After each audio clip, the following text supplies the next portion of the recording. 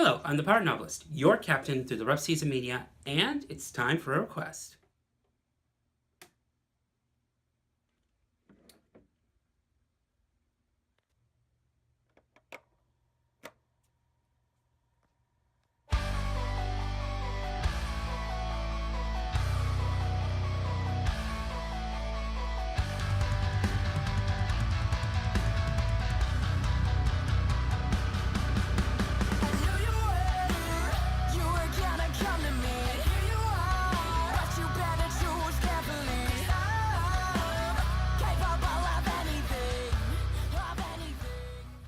So it seems there's a trend right now. There is a new vinyl tag for 2018.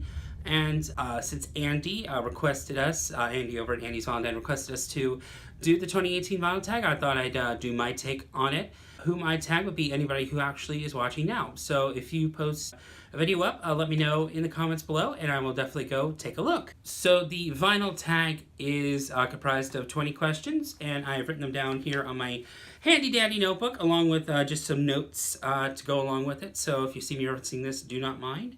And the first question is, what is the first video you ever saw on the VC? That's really tough because I've been watching VC videos off and on, so to pinpoint an exact one is kind of hard, but I would say it was Vinyl Collector James's Record Store Day 2015 video. I have all of my records down here beside me, so if you just give me a moment to pull those up as I go through here. The next question is a favorite record that you discovered via a VC video. Let me go ahead and grab that for you. Just a moment. I'm going to take it out of the protective sleeve just to give you an idea, but that would be Reflex, The Politics of Dancing. I found this through Vinyl Collector James's channel.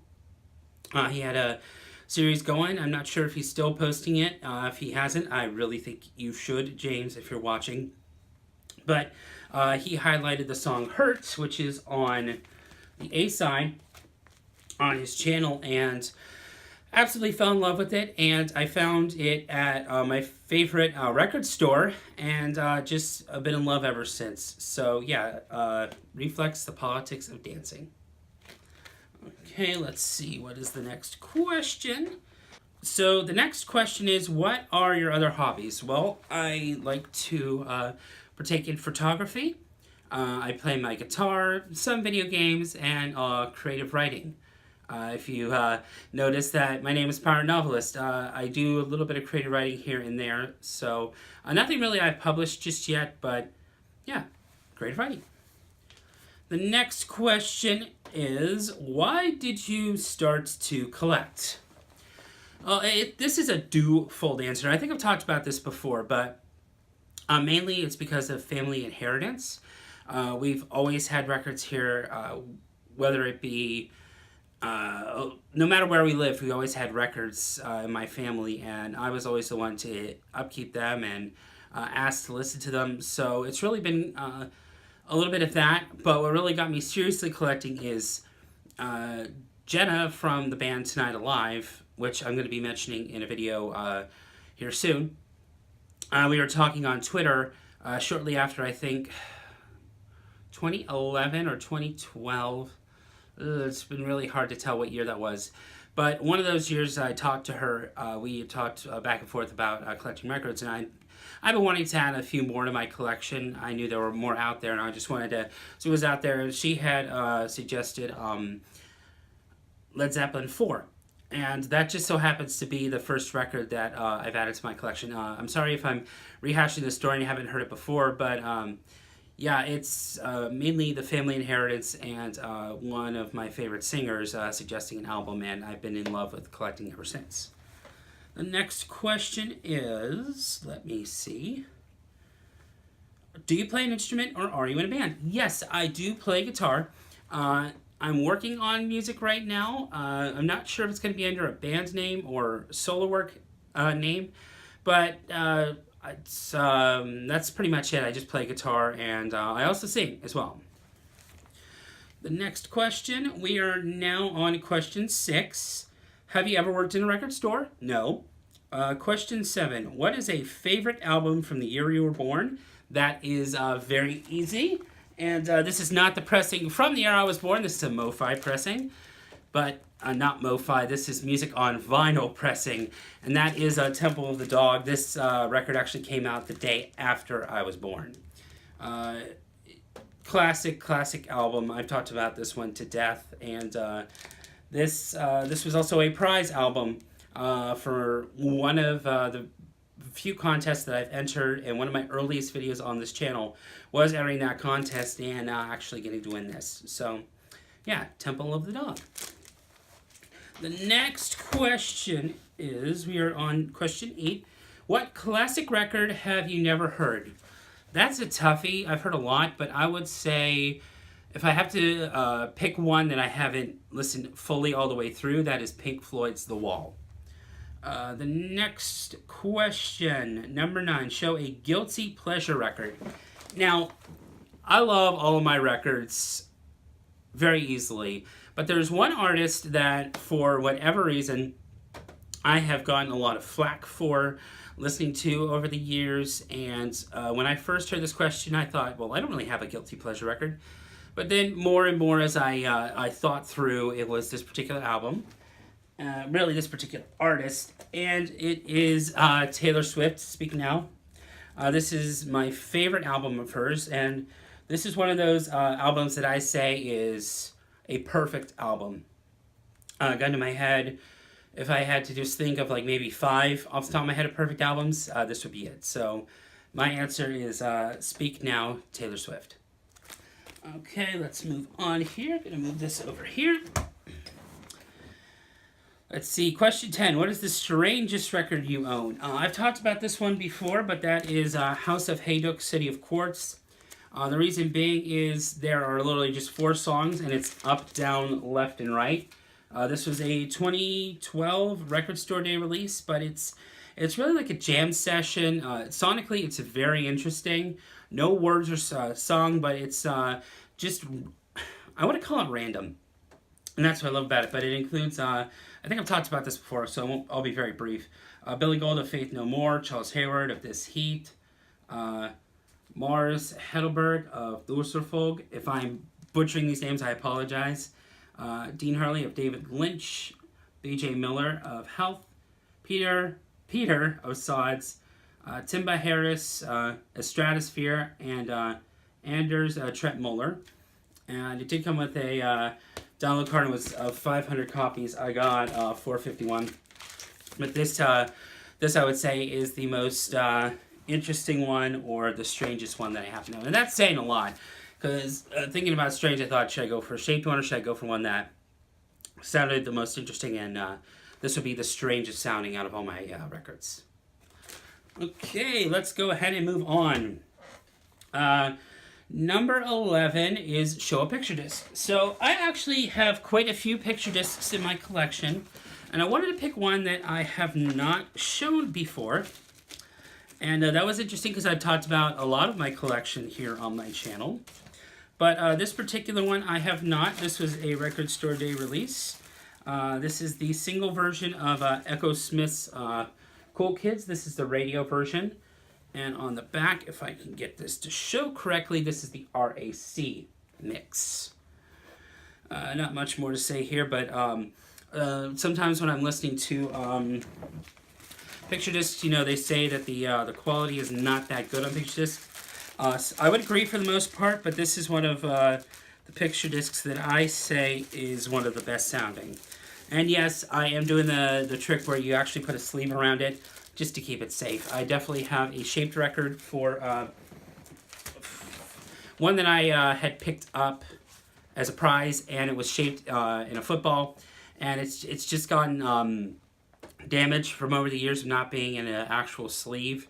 So I kind of leave it. It sounds still pretty good, but you can see that it has left an imprint on the plastic on there. So I definitely want to keep that safe, especially if a picture disc, if the sound is sketch, I want to make sure that it is protected as best as possible. So the next question, number 12, is best posthumanist release. I don't have too many, but this was the first one that came to mind for me, and that was David Bowie, 1966.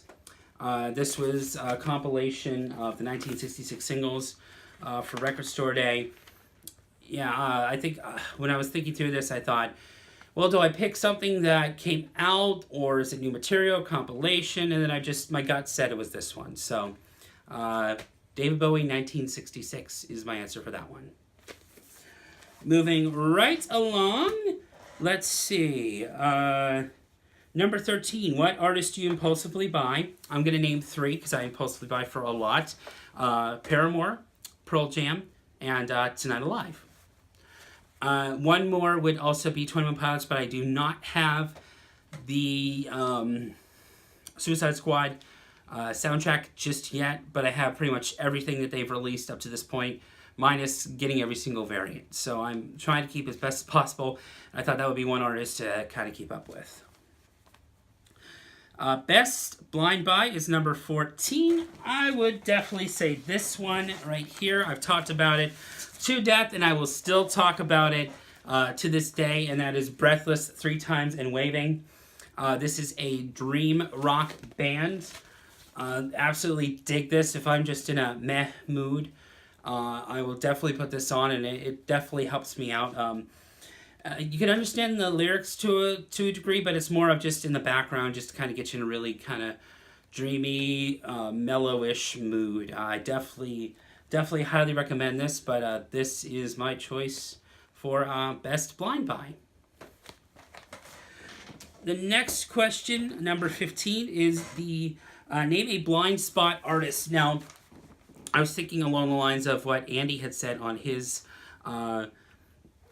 choice, and I was thinking, okay, I listened to quite a bit, but I was thinking really along my head of ones that I would definitely want to listen to in the future, and it is the metal band Gojira. I've definitely heard them a lot through metal playlists, and back when the local defunct heavier rock station used to do a metal thing on Saturday nights, Gojira would definitely be highlighted, and I apologize if I'm saying that name horribly. I will definitely leave the spelling of the name on the screen, but that would definitely be one, is Gojira. So the next question, number 16, is what is your favorite album cover? So this one in particular was really hard for me, and I thought back to my top 50 special that I did, my top 50 records that I own, and I might be revising that because I've gotten a lot more records now since then, and it'd definitely be something that I'd be interested in revisiting. But just thinking off the top of my head, it's ooh, don't want to lose that. My notebook just almost fell. It is Paramore, All We Know Is Falling. I don't know what it is. This album means a whole hell of a lot to me. It's not on the question I'm going to be answering later about Sentimental, but this to me is my favorite album cover of all time. I don't know what it is. It just brings back so many good memories listening to it, and it's probably my favorite sounding record other than my Marcy Playground record. Yeah, so not much more to say, but my choice is Paramore's All We Know Is Falling. Okay, we're going to keep the train a-rolling. Number 17 is Name a Musician You've Met. And I've been through a lot of meet and greets, but I'm thinking of one that just stuck with me.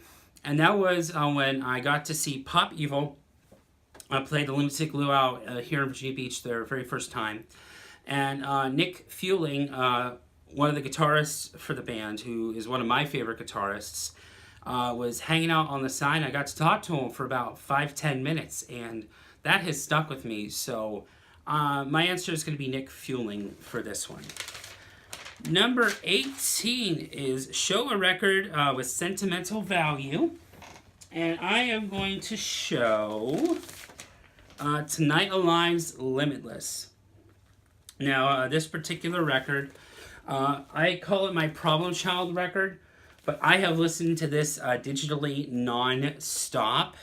Even if I can completely listen to it here on my pressing, I'll probably get a better pressing eventually. But if I can't listen to it non-stop, I'll listen to this digitally. I went through a very rough 2017. It had a lot of carryover from a rough 2016, and especially for being a music fan, you know how bad 2017 was. And for me, this album has got me through a lot, especially the first song, To Be Free. Not recently, but a couple of months ago, I had to kick a couple of people out of my life that I've been friends with for a very long time. And this album right here got me through that period of just being okay with that, and being okay with being myself and being happy. So this album is the main reason why I chose it for this pick.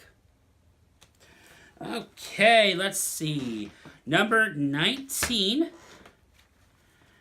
is a favorite album that no one seems to know about or talk about, and that is going to be, and I've talked about this one to death, it is Red Sun Rising's Polyester Zeal. Red Sun Rising just dropped on Friday their new song for their new album, and it just got me to thinking, oh my gosh, this is something that I really enjoyed. It's not because it's hard to find on vinyl. This is exclusive to Record Store Day, but you can still find the CD out there. I'm just as big a fan of CDs as I am, I would say, records. And I don't hear this band being talked about much, and they are really good. You definitely need to check them out because they're coming up big in 2018, and they've come a long way even just from when I heard them live. And to me, this is just another pretty close to being damn perfect album. And that's pretty much all I have to say about that. And finally, number 20, favorite album out of a genre you do not know well. I give the music knowledge to a lot of my friends. So this one was particularly tough, but I decided to go with this one, Country, Mary Morris's Hero. This is modern country, but it is fantastic beginning to end. So that would be number 20. So that about wraps it up for my take here on the vinyl tag. I really enjoyed this. I enjoyed it last time when I did the vinyl tag, but this was just new and fresh enough for it to be different. I really enjoyed taking some time to really think through these questions. Again, I tag anybody who is watching this video to go ahead and do it if you've not done it already. That's pretty much it. I do have a new series coming out here shortly. If I do not get to post it by the time this video comes out, it will definitely be out the next week. But until then, as I always say, when the waters get rough, keep on sailing.